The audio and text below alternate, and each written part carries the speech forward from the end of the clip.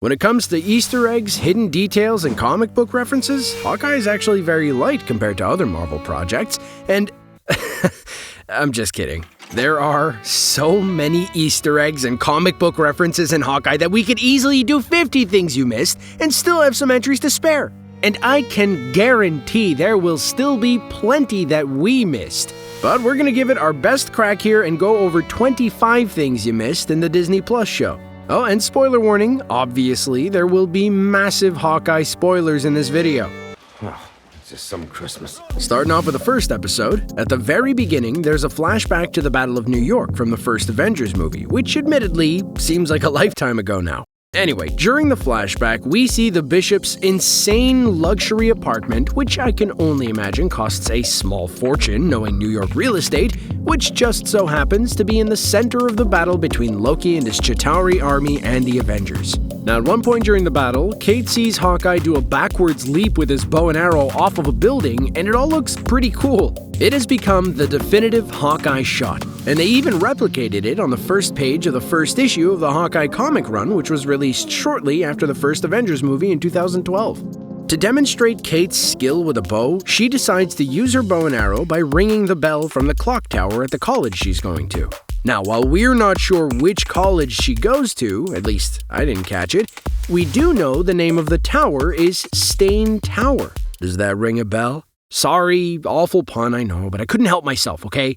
If the name Stane does seem familiar to you, there is a good reason for this, as it just happens to be the last name of Iron Man villain Obadiah Stane, who is also known as Ironmonger. Now, the tower may not be named after Obadiah directly, and it could have been named after one of his ancestors. I mean, the guy's from a wealthy line, but it still could be, as despite the fact that he's a villain, S.H.I.E.L.D. covered it up. So unlike Thanos, Loki, or Zemo, the world doesn't know that he's actually a bad guy. Although, who else kinda wants to have a Thanos theater, or a Zemo zoo, or Loki library, maybe even a Kang's kitchen or Galactus gallery? I can do this all day! The whole season plays with the idea that Kate's suave stepfather Jack Duquesne has some pretty shady secrets, and although it turns out that he does have some tricks up his sleeve, he's actually not a bad guy. In the comics, Jack actually goes by the moniker the Swordsman, and although he did get to wield his sword in battle in the finale, he hasn't quite transitioned into his comic book alter ego. Oh my God, you're Archer. Swordsman and Hawkeye actually have a long relationship in the comics, with Swordsman being the man who taught Hawkeye everything he knows. He made his debut in 1965's Avengers number 19 as a villain before he later transitioned into being an Avenger.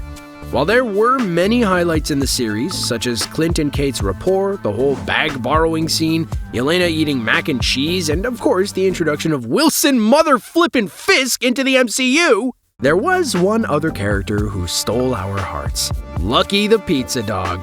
Lucky isn't just a feature of the series alone, and was actually part of the Hawkeye comics.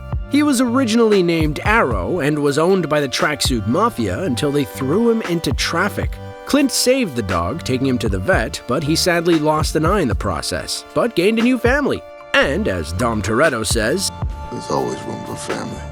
But the golden retriever who plays Lucky, Jolt, does actually have both eyes, as well as a pretty good Instagram following. Also, gonna be a little bit of a downer here. If you watched the show and thought that giving your dog pizza is a good idea, do not do it. Pizza is apparently really bad for dogs, and some typical toppings, such as onions and garlic, can be toxic for them. I'm sorry for the mini PSA here, but I felt like it needed to be said. Normal service of random movie references and bad dad jokes will resume shortly. Now in the series, Kate and Clint lay low by staying at Kate's aunt's, Moira Brandon's place while she's away. Now to comic book fans, the name Moira Brandon may seem familiar to you, and for good reason.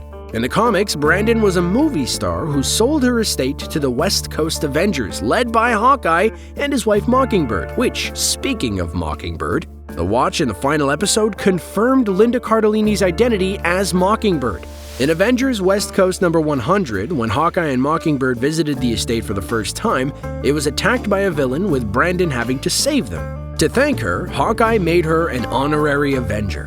While the show changes her character somewhat, she is still at least a classic Hollywood star, and you can see a poster for a Moira Brandon film titled Creature of the Dark Galaxy on the wall of the apartment. Another character introduced in the series is Alaqua Cox's Maya Lopez, who is better known as Echo in Marvel lore. Echo, who is the stepdaughter of Fisk in the comics, was first introduced in 1999's Daredevil #9 by David Mack and Joe Quesada, and she was originally an agent of the Kingpin sent to kill Matt Murdock. While we don't ever see her in her Echo costume, there are references to it through iconography, with the triangular sun symbol on her leather jacket, which her dad also has a tattoo of, and the bloody handprint her father leaves on her face, a reference to the iconic white handprint she has on her face in the comics. Ironically though, Echo was actually the character who originated the Ronin identity in the comics, with Hawkeye being the second character to go by that title. With an Echo Disney Plus series on the way, expect to see more from the character and a resolution to that particular cliffhanger sometime in the future. Speaking of Echo though, another character that was introduced in the series was her friend and fellow member of the Tracksuit Mafia, Kazi Kazimierzak. At the end of the series, Kazi goes up against Clint multiple times, first as a sniper and then again in hand-to-hand combat. This is reminiscent of the comic books, where Kazi is known as the incredibly deadly assassin, the Clown. Although he didn't seem to be quite as adept as his comic book counterpart, or to be honest, quite as creepy. Whenever I watch a Disney Plus show, I have to make sure my wallet is far, far away. Otherwise, I end up buying something I really don't need, like the blue macarons from The Mandalorian or a life-size Grogu. Who am I kidding? Everyone needs a life-size Grogu. In Hawkeye, the unnecessary item I want to buy is the Thanos was right mug, which Clint can be seen drinking from. And it's the same slogan as the one we see on the urinal during the epic Rogers musical, and could be a nod to the Flag Smashers in Falcon and the Winter Soldier. But there is also another mug that holds symbolic importance. During the scene where Jack, Kate, Eleanor, and Clint have a chat over some coffee, you may notice the mugs have green hexagons and bees on them. Now, while the hexagons could be a reference to WandaVision, the combined symbols are more likely to be a reference to Breaking Bad, which is further reinforced by the fact that Tony Dalton is probably best known for playing Lalo Salamanca in the BB spin-off Better Call Saul. Now, we mentioned it earlier, but one of the best scenes in the series is the moment that Yelena and Kate sit down to talk over some mac and cheese in episode 5, because let's face it, it's not every day you find an assassin in your home offering you a tasty meal, unless of course it's poisoned. Yelena's love for mac and cheese actually stems back to the opening sequence from Black Widow, where the dish became one of her favorite meals growing up as an undercover agent in Ohio. Yelena also drops the line, "My daddy says it's good for you," which is a reference to David Harbour's Alexei in the movie. As the show makes us fully aware of, Kate is a massive fan of Hawkeye, and he's her favorite Avenger, which, I mean, to each their own. I personally love Thor and his piercing blue eyes, but yeah, that's just me. Anyway, Kate's love of Hawkeye is reinforced by the posters in her room, with one sporting a logo which is reminiscent of Marvel's classic Hawkeye comics, while the second is part of a magazine clipping titled Hero Warship and is pinned on Kate's notice board.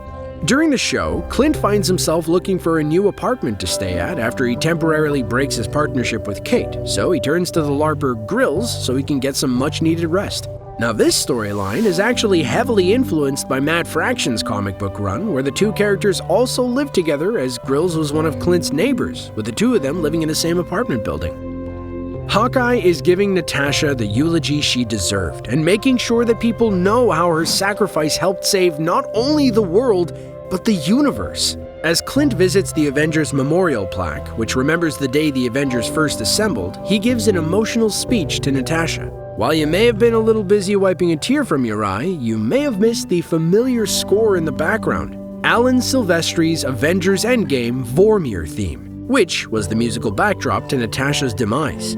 The tune was used earlier on in the series when Kate falls from a roof, which causes Clint to remember Natasha's fall and feel like he's witnessing the same thing once again.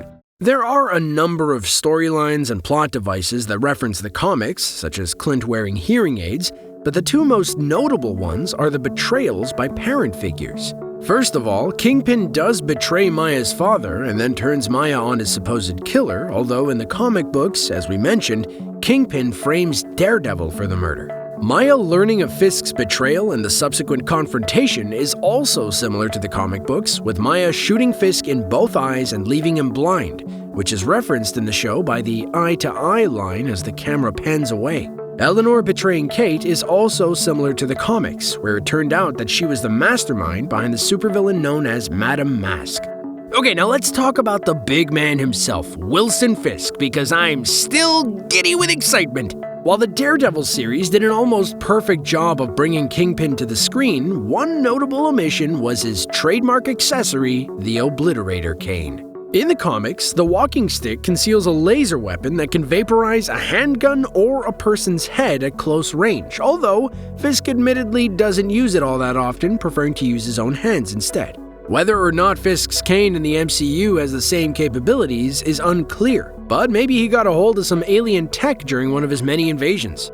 Moving away from Fisk for 1 second, don't worry, we'll be back to him soon enough. In Larper Grills' apartment, we can see on the wall a poster for Dragons of Despair. This is more likely than not a nod toward the 1984 Dungeons & Dragons campaign of the same name. Also, quick side note, did the LARPing scene in Central Park give anyone else role models vibes, or is it just me? Back to Fisk now, because I'm almost as obsessed with him as I am Chris Hemsworth and those piercing blue eyes, and my goodness, can you get lost in them.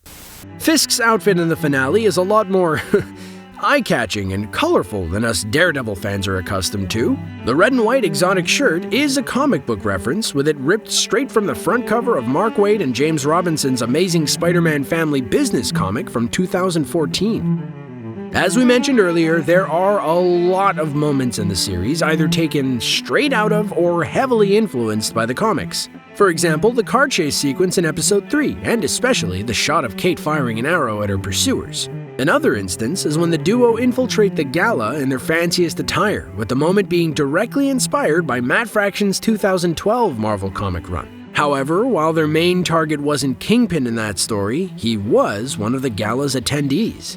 Now, who doesn't love a case of dramatic irony, huh? In the Netflix Daredevil series, Fisk is originally kitted out with his father's cufflinks, which serve as a reminder of his past and his abusive patriarch, and he originally wears them to keep himself in check, but by Season 3 keeps them stored away in his wardrobe. However, in Hawkeye, he seems to be wearing them all over again, and they end up being his downfall as Kate, who took one of them off during their scrap, flings one of them towards the explosive arrows at Wilson's feet using Hawkeye's coin trick technique. It seems that no matter how hard he tries, Fisk can't escape his past.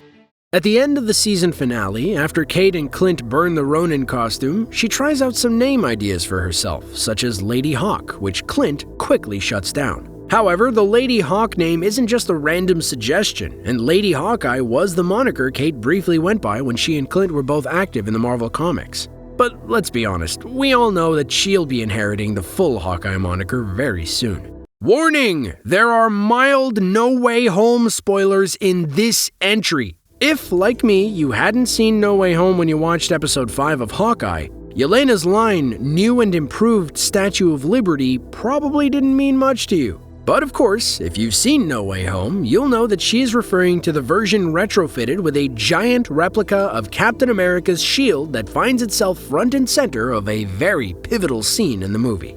Now, while the last entry had mild No Way Home spoilers, this entry has major No Way Home spoilers, so we suggest skipping this entry if you haven't seen the movie yet. Theaters are closed here, so I still haven't gotten a chance to see the movie, but it doesn't mean that I can skip this entry. While we've been waiting some time, and not very patiently if you're like me, for the characters from the Netflix Daredevil series to enter the MCU, we finally got our wish with Charlie Cox as Matt Murdock rocking up in No Way Home. And of course, Wilson Fisk being the major antagonist in Hawkeye. But they weren't the first to make the crossover. In fact, Hawkeye newscaster Pat Kiernan has also appeared in multiple Netflix Marvel shows in the same capacity. Thought we wouldn't notice, but we did. One thing Hawkeye has lacked in the MCU is a cool, recognizable costume. Sorry, I'm not a fan of the cut-off sleeves. But he finally got his more comic book accurate outfit at the end of the series. However, even that isn't as comic book accurate as it could be, and in fact, Kate's sketch is actually the closest to the comic design. A more subtle Easter egg in the series comes with the lot number of the Avengers Compound Watch, which is likely foreshadowing the MCU's next big bad. That's because in the comics, Avengers 1963 number 268 is where the Avengers fight Kang, although the gang looked pretty different from how we know them in the MCU.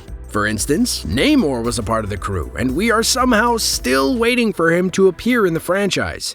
Before Fisk makes his appearance on screen, well, apart from his hand and laugh anyway, there were a number of hints to the character finally appearing in the MCU. One of them is the repair shop in Episode 3, where Maya's dad is killed, which is called Fat Man Auto Repair, which is likely a reference to one of the more unflattering names Kingpin is given. Although, for anyone who watched our video on things you didn't know about Kingpin, you will know that he only has, sorry, it's getting me again, 2% body fat. Now, as any sibling will know, you can't help but mock your brother or sister, even if they're an Avenger, and Yelena is always teasing Natasha for doing a fighting pose while landing. However, it seems that she's doing the same pose multiple times during the fight against Hawkeye in Episode 4 as a tribute to her fallen sister. I'm not crying, you are! And finally, let's end on a heartwarming story. Alaqua Cox, who plays Echo, is indeed deaf in real life. So Jeremy Renner and Haley Steinfeld both learned American Sign Language to welcome Alaqua to the set. Now doesn't that just make your heart melt? That's very thoughtful of you. Thanks.